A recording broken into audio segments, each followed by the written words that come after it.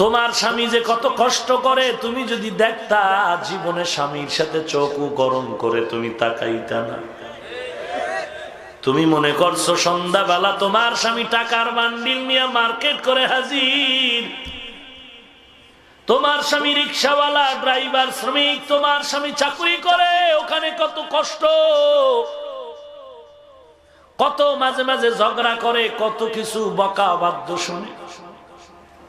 একমাত্র কারণটা কি মা? তুমি বুঝলা না, তোমার স্বামী তার জন্য এত কষ্ট করতো না। একটা মানুষ যদি একা একা চলার চিন্তা করে, কারো পাও ধরে চলা লাগে না, স্বাধীনভাবেই চলতে পারে, কিছু টাকা জমা করে।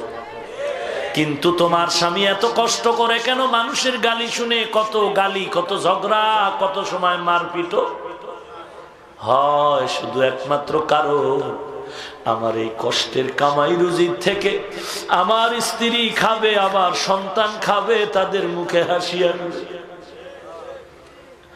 ও আম্মা জান, তুমি যদি বলো না স্বামী তুমি ঘরে থাকো, আমি কামাই করে খাওয়াই, মা তুমি কামাই করে স্বামীরে খাওয়াইবা, এজন্য তো আল্লাহ এ নিজাম বানায় না। তুমি যতই কামাই করবা, এই কামাইয়ের মধ্যে কোনোদিন বরকত আসতে পারে না। কারণ বরকত দেওয়ার মালিক আল্লাহ, আল্লাহর রাজির বাইরে চললে সেখানে আর বরকত হয় না।